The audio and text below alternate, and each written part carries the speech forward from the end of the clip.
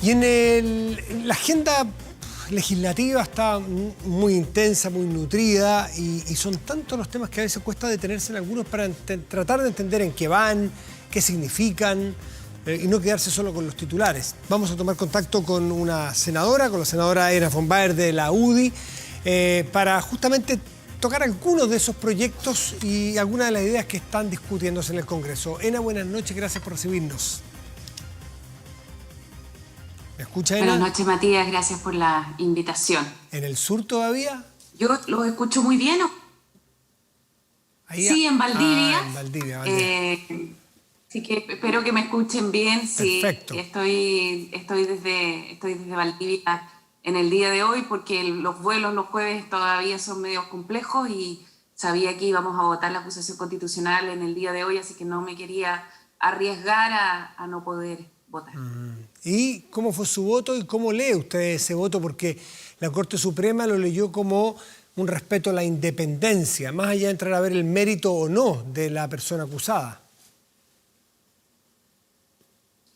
A ver, yo sé que para muchos que nosotros discutamos el trabajo de un juez significa que estamos inmiscuyéndonos en una prerrogativa que es muy importante, que es la independencia del Poder Judicial.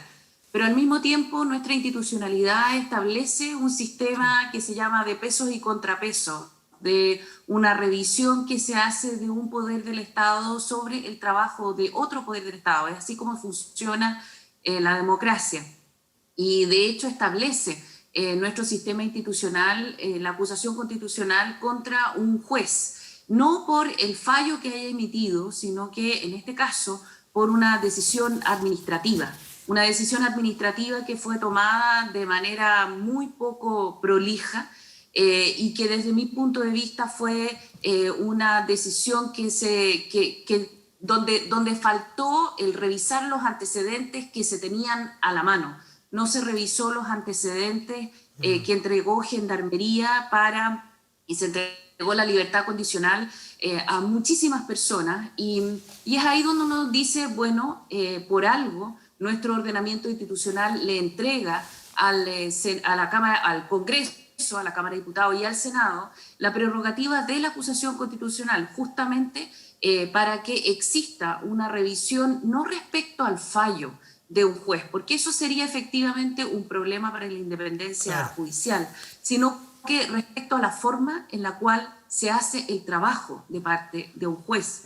Y de hecho, por ejemplo, la profesora Marisol Peña, que es destacada constitucionalista, no solo dice de que en este caso correspondía a la acusación constitucional, correspondía revisarla, sino que también dice que en un Estado de Derecho, y estoy citándola a ella, se pueden, y no solamente dice se pueden, sino que se deben controlar los actos administrativos de los magistrados de los tribunales superiores de justicia cuando configuren notable abandono de deberes constitucionales, para que no se deniegue ni se tuerza la justicia.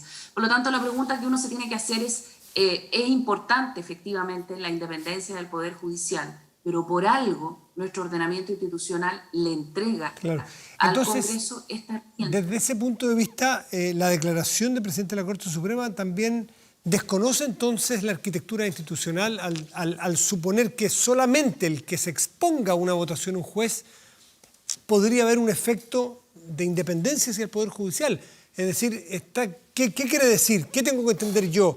¿Que no quiere que haya ningún tipo de revisión a ningún tipo de fallo, aunque se hiciera de la manera más alejada de derecho, por ejemplo? No me refiero a este caso de la jueza Donoso en particular. Quiero que entremos un poco en la declaración del presidente de la Corte Suprema. A ver, yo entiendo que el Poder Judicial siempre va a decir, miren, no quiero que se entre de alguna manera en que el Poder Judicial dependa de los vaivenes de la política.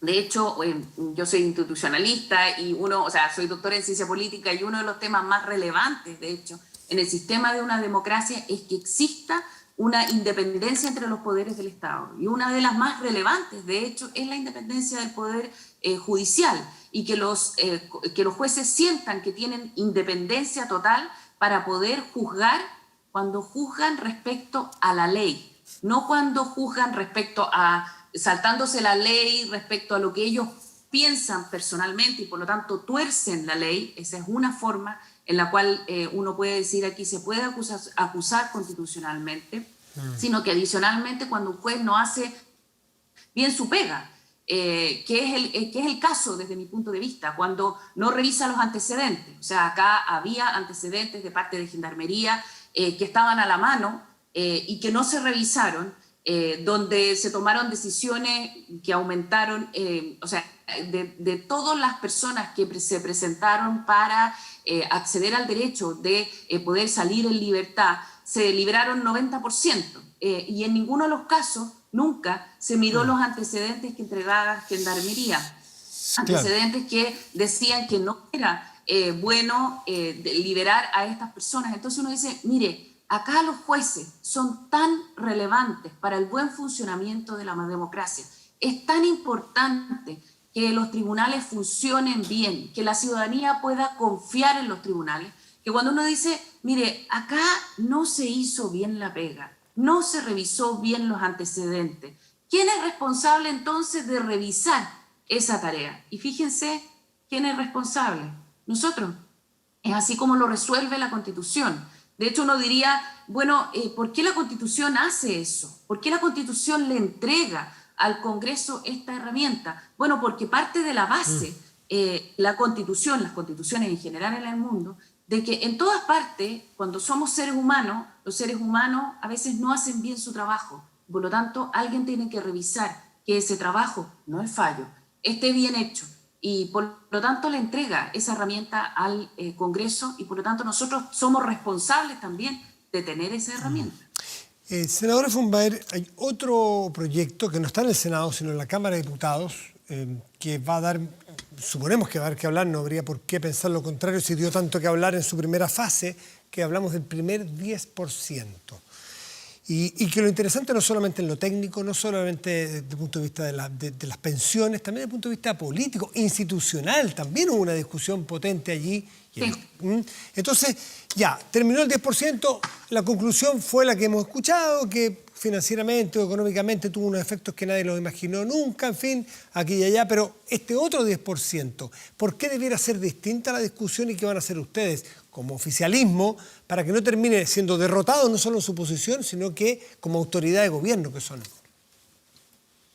Yo soy de las que cree que nosotros acá tenemos que siempre actuar que dice la ley y dice la Constitución.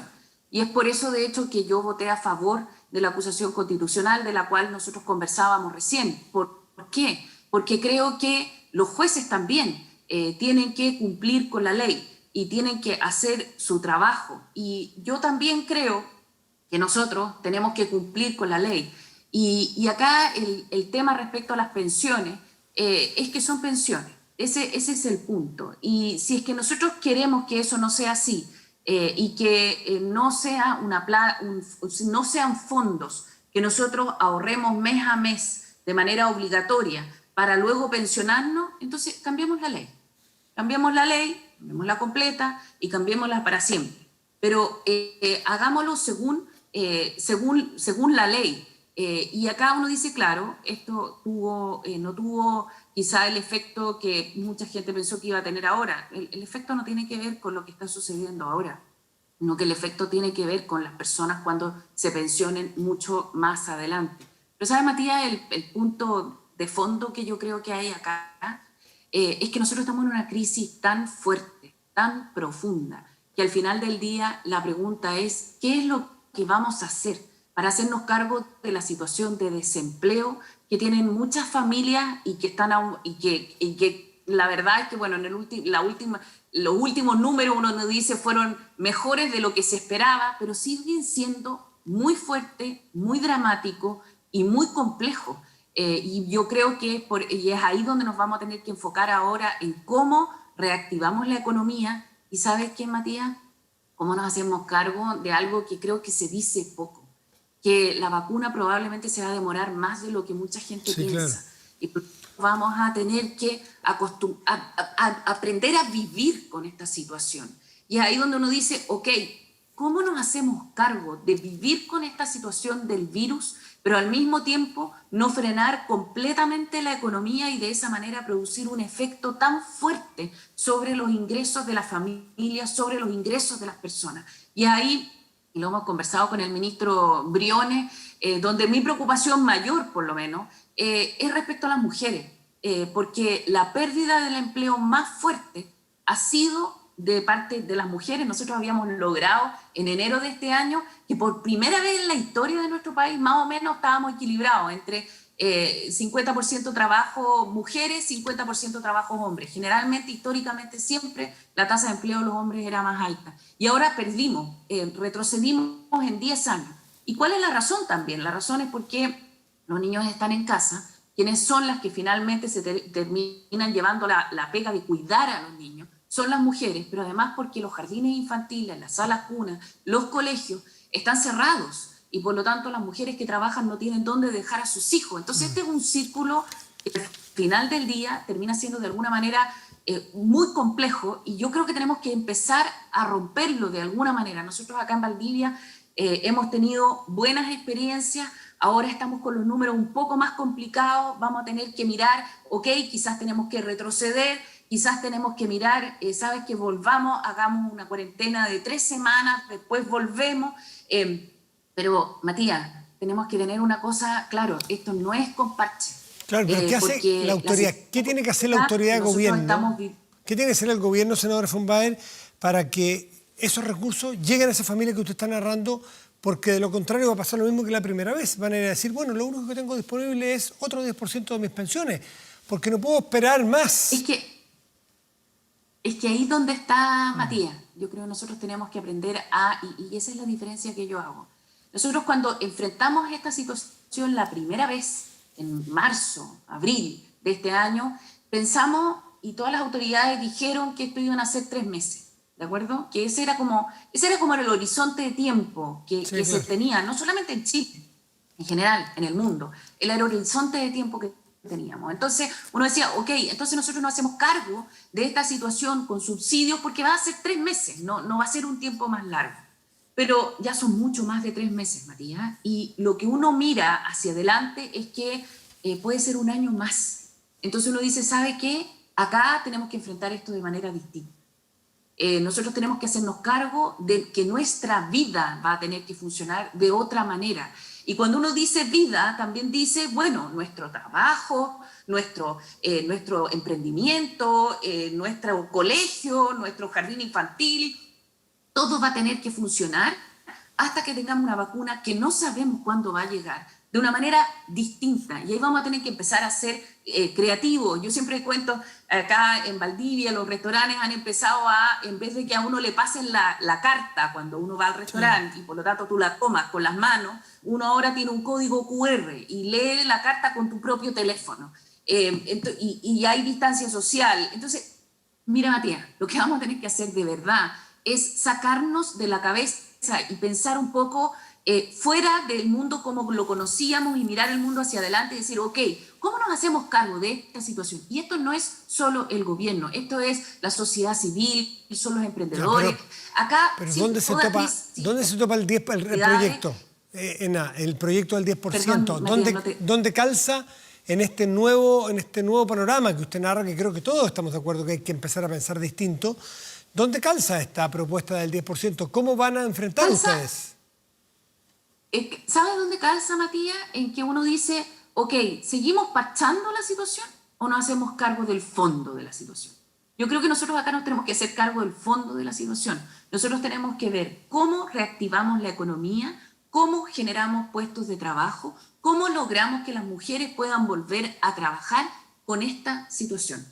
Porque esta situación no la vamos a tener 3 meses más, Matías. No la vamos a tener, quizás la vamos a tener con suerte 6 meses más. Probablemente la vamos a tener un año más. Entonces, no hay ningún subsidio ni billetera que aguante esto sin que podamos volver a generar trabajo. Y entonces mi respuesta es trabajo. Entonces tú me dices, ¿cómo? Bueno, tenemos que ir inventando cómo. Y es ahí donde nosotros le hemos dicho al ministro de Hacienda, y lo hemos conversado varias veces, ¿sabe qué? El presupuesto del próximo año tiene que ser un presupuesto pensado en qué, en la recuperación económica y en el trabajo. En una situación normal, No, Matías, porque probablemente mucho tiempo más no vamos a tener una situación normal. Entonces, tenemos que hacernos cargo de eso. Fíjate que nosotros acá en Valdivia tenemos un emprendimiento que cuando empezó la crisis y se dijo nos van a faltar respiradores mecánicos, ellos no hacían respiradores mecánicos. Y resulta que trabajaban para la minería y trabajaban para el extranjero. Y dijeron, pero nosotros tenemos la tecnología para poder producir ventiladores mecánicos. Y dijeron, ¿sabes qué? ¿Cómo lo hacemos? Necesitamos el financiamiento inicial. El gobierno no lo podía financiar porque el Estado no puede financiar ningún emprendimiento que no tenga claridad que va a poder hacer lo que le está diciendo que van a hacer. Se puso la empresa privada, se puso Colum, se puso Saesa y compraron 8 ventiladores mecánicos que todavía no existían, que se decía que podían existir. Fíjate que ya existen estos 8 ventiladores mecánicos. Fueron entregados esta semana por el ministro de Salud aquí al hospital regional, al hospital base, y ahora Corfo sí los puede ayudar. Y se van a producir ventiladores mecánicos acá en la región de Los Ríos, probablemente para exportar ventiladores mecánicos a Argentina y a Perú. Entonces tú me dices, antes hubiésemos pensado que en Valdivia se iban a poder producir ventiladores mecánicos de una empresa totalmente privada, un emprendimiento privado. ¿Hubiésemos pensado en eso? No hubiésemos pensado en eso. Entonces yo digo, mira, hay que buscar en esta crisis oportunidades distintas. Pero Hoy por tenemos, mientras, por ejemplo, senadora von Baer, porque acá, la idea que usted da es genial no, en no el es por mediano y largo mientras. plazo, pero hay gente que nos está escuchando No. que dice, ¿y este fin de mes, senadora, con qué? Porque Es el emprendimiento es de ahí largo es plazo, donde... y yo estoy de acuerdísimo con usted, largo plazo, pero ahora ¿con qué? ¿Cómo respondemos a aquellos que quieren con el 10% poder llegar a fin de mes? Lo que pasa, Matías, es que tú dices, mira, es ahora, es en 3 meses más de nuevo, entonces tenemos que empezar. Yo te digo, hace 3 meses habían emprendedoras acá en Valdivia, emprendedoras que vendían normalmente en las ferias, ¿ya? Y tú hoy día no puedes realizar ninguna feria. Tú vienes mucho al sur, yo lo sé, un poco más al sur que acá. Y uno siempre en invierno hacía las ferias en Futrona, las ferias en Lago Borranco, donde nuestras emprendedoras podían vender. Bueno, este invierno no se pudo vender. Y fíjate, ¿sabes cómo están vendiendo? Se han visto obligadas a tener que vender por internet. Y ¿sabes qué? Hay muchas que hoy están vendiendo más de lo que vendían antes de la pandemia. ¿Por qué? Porque Corfo les ha ayudado en todo el trayecto y el camino para poder hacerse cargo de una situación donde nunca habían pensado que podían vender por internet. Pero no solo eso, no solo les ayudan a meterse a la página web, a armar la página web, a hacer todo el sistema, sino que también les dicen, oiga, estos son los proveedores, elija usted, este es el que mejor funciona, este es el que mejor le funciona a usted. Entonces tú dices, ¿en qué se tiene que concentrar hoy día el Estado? ¿En qué nos tenemos que concentrar nosotros como políticos? ¿Sabes qué, Matías? En decir las cosas como son. ¿Y sabes cómo es esto? Esto se va a demorar mucho tiempo más, por lo tanto, nos tenemos que hacer cargo del tema de fondo y no seguir parchando. Claro, un parche podía servir para 3 meses, quizás puede servir para 6 meses, para un año y medio. Mira, no. Entonces, tenemos que reconvertir nuestra economía y lo tenemos que hacer no ahora, ayer, hace 3 meses. Tenemos que empezar ya, hace mucho rato. Y es por eso que nos dice, ok, ¿cómo vamos a seguir? Hay muchos que dicen, no, ¿sabes qué? Ahora hay que volver a las cuarentenas totales. Y dice, a ver, ok, cuarentena total, ¿nos sirve o no nos sirve? Porque eso quizás servía los primeros 3 meses, ahora quizás ya no nos sirve. Mira, yo lo que creo de verdad es que nosotros acá, como autoridades, no podemos decir, mire, no se preocupe porque acá esto va a pasar rapidito y no va a ser una situación gravísima, larga, y por lo tanto tenemos que hacernos cargo del tema de fondo. Y el tema de fondo, que las personas necesitan trabajo, aunque tengamos esta pandemia. Porque esta pandemia va a durar mucho tiempo más y es por eso que el Estado tiene que... Fíjate que incluso para los funcionarios públicos es mucho más fácil decir, ¿sabes qué? Vamos a seguir pagando los subsidios. Claro, pero no es eso lo que te va a servir un año más. Eso podría servir para 3 meses, quizás para 6 meses, pero no nos va a servir para tanto tiempo más. Así que hagámonos cargo todos de la situación de fondo con energía y con convicción. Ena von Baer, senadora UDI desde Valdivia, muchísimas gracias por esta conversación y muy buenas noches. Que esté muy bien. Muy buenas noches, muchísimas gracias a ti. Gracias, senadora.